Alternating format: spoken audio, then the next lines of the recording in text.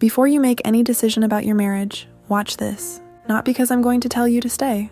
Not because I'm going to tell you to leave. But because most women who are standing exactly where you are right now are making decisions based on pain, not clarity. And decisions made from pain almost never lead where you actually want to go. You're exhausted. You've had the same fight 10 different times with 10 different words. You've cried alone. You've lain next to him at night and felt like you were sleeping next to a stranger. You've wondered whether this is just how marriage is or whether yours is actually broken. And somewhere in the back of your mind, a voice keeps asking, is it time to stop trying? I hear you.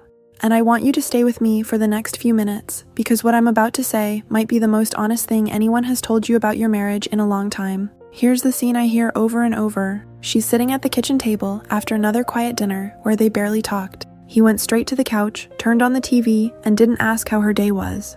Again. She cleaned up the dishes alone. Again. She walked past him, and he didn't look up. She went to bed first, stared at the ceiling, and thought, I can't keep doing this. Maybe for you it's different. Maybe it's not the silence.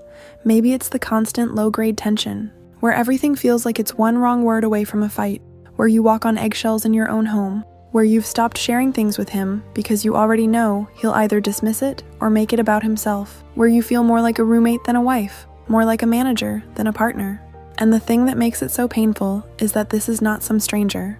This is the man you chose, the man you built a life with, maybe the man you have kids with. This is not someone you can just walk away from without that decision costing you everything. Your family, your home, your sense of who you are. So you stay, and you try again, and nothing changes.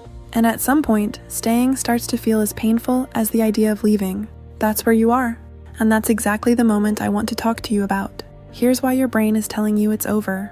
When something hurts consistently for a long time, your nervous system starts treating it like a threat. And the natural response to a threat is to escape it.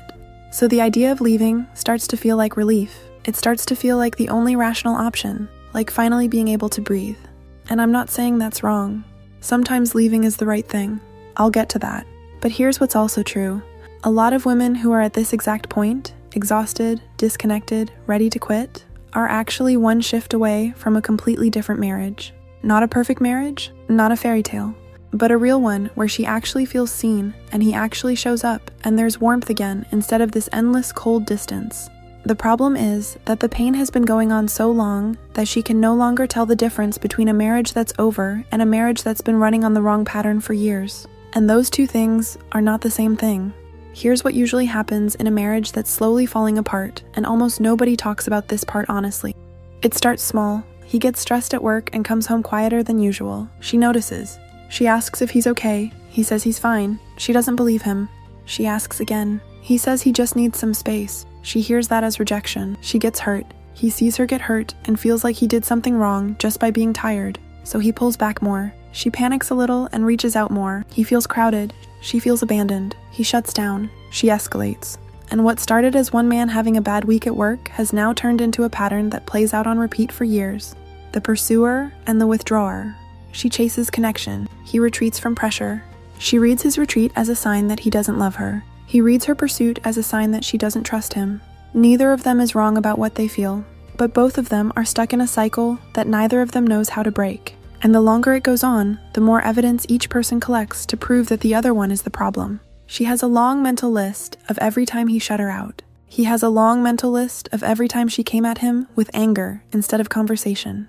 And they both walk around carrying these lists, and the lists make it almost impossible to be vulnerable with each other anymore. That's not a failed marriage. That's a stuck marriage. And stuck is not the same as over. Let me be honest with you about what giving up usually looks like from the inside, because it doesn't always look like packing a bag and calling a lawyer.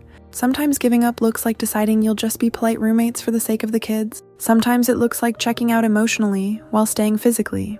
Sometimes it looks like finding your connection somewhere else, with your friends, with your work, with your phone, because the marriage doesn't give you what you need anymore, so you stop looking to it. Sometimes it looks like just going through the motions and waiting for something to change on its own.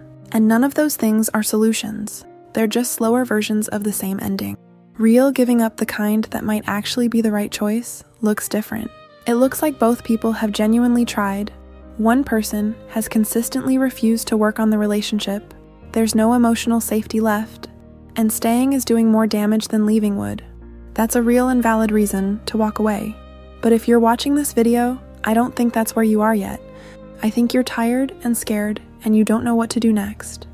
And that's a very different situation. Here's something that might sting a little, and I'm saying it with care. Sometimes the reason nothing is changing in your marriage is not because you're not trying hard enough. It's because you're trying in a way that makes things worse without realizing it. Sending him a long emotional message at midnight explaining everything that's wrong, bringing up the conversation again before he's had a chance to process the last one, asking, "Do you even love me?" when you're both already in a tense moment, crying in a way that feels to him like an accusation, even when all you want is comfort, bringing up every past hurt when you're trying to talk about one specific thing, starting a serious conversation when he just walked in the door and hasn't even taken his shoes off yet.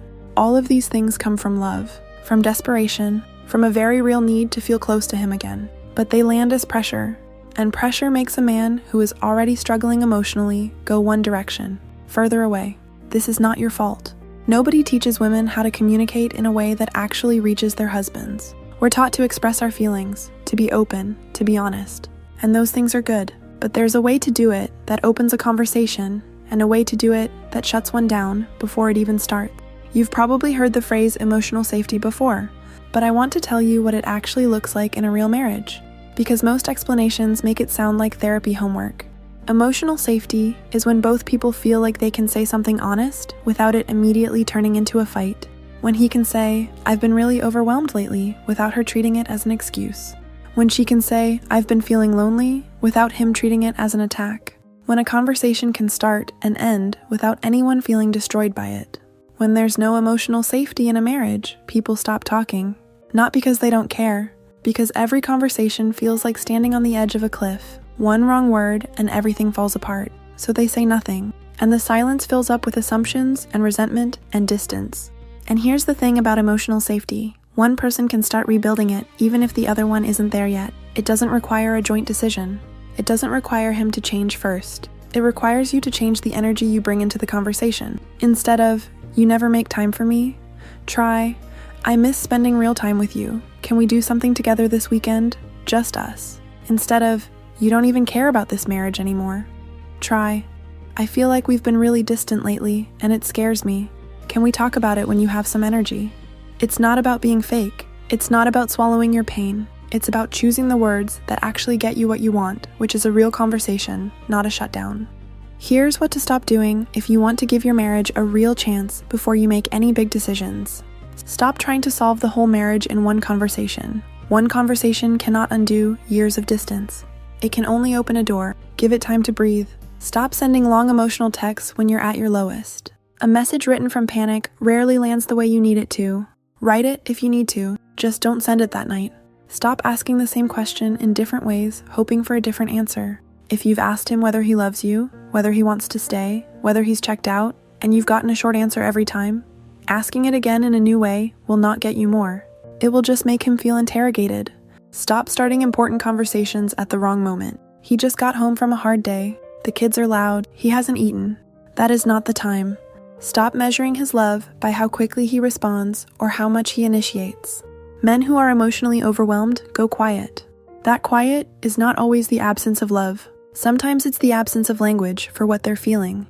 And stop losing yourself entirely in his moods. His bad week is not your emergency. Your emotional stability is not just good for you. It's actually one of the most powerful things you can bring to this marriage right now. Here's what actually moves things forward. Calm down before you speak. Not because your feelings don't matter, because a conversation that starts in panic almost never ends in connection. Say less and mean more. Instead of 10 paragraphs explaining every feeling you've had for the last 6 months, say one true sentence. "I've been feeling far from you, and I miss us." That one sentence, said calmly, does more work than an hour-long breakdown. Speak from your own experience, not from accusations. "I feel lonely in this marriage" lands differently than "you make me feel alone." One opens a door, the other puts him on trial. Give him room to come back. If you've said your piece and he goes quiet, let him. Don't follow him into the next room. Leave the door open and let him walk through it on his own time. And find yourself again outside of this marriage. Pick up something you dropped when life got heavy. Call a friend. Move your body. Do something that reminds you that you are a whole person regardless of what's happening between the two of you. This is not giving up on the marriage. This is what makes you someone worth coming back to. Here's the hardest thing I'm going to say, and I want you to hear it gently. Some of the distance in your marriage might have been created by both of you. Not because you're a bad wife, not because you don't love him, but because you've both been running on patterns you never examined and never chose. Patterns you learned from the families you grew up in, from past relationships, from years of just getting through the day. And changing a pattern that's been running for years is not a one-week project. It's not one good conversation. It's a gradual, consistent shift in the way you show up. You can't control whether he changes. You can only control whether you do. And sometimes, when one person genuinely shifts the energy they bring into the marriage, the other person responds. Not because they were forced to, but because something finally feels different enough to be safe. I've seen it happen. Not always. Not with everyone. But often enough to say it's worth trying before you decide it's over. I promised I'd be honest with you, so I will be. There are situations where working on a marriage is not the right answer. If there is abuse, physical, emotional, or otherwise, your safety comes before any of this. If there is repeated infidelity with no real accountability or change, that is not a communication problem, that is a character problem. If you have genuinely done the work and he has shown no willingness to participate at all, that is a real answer. Not every marriage can or should be saved, but most of the women I talk to are not there yet. Most of them are in pain, and they're out of ideas, and they've never been given a clear framework for what to actually do differently. That's not the same as a marriage that's done. If you've watched this far, something in you is still fighting for your marriage. That matters. That's not nothing. The Marriage Restoration Playbook is a practical guide I built for exactly where you are right now. It's not therapy. It's not generic relationship advice. It's a clear, step-by-step approach to rebuilding emotional safety, breaking the pursue and withdraw cycle, and having the kind of conversations that actually move things forward instead of making them worse. The link to buy the Marriage Restoration Playbook is in the pinned comment. And whatever you decide, stay or go, make that decision from clarity, not from exhaustion. You deserve to know you gave this a real chance, not a desperate chance, a real one.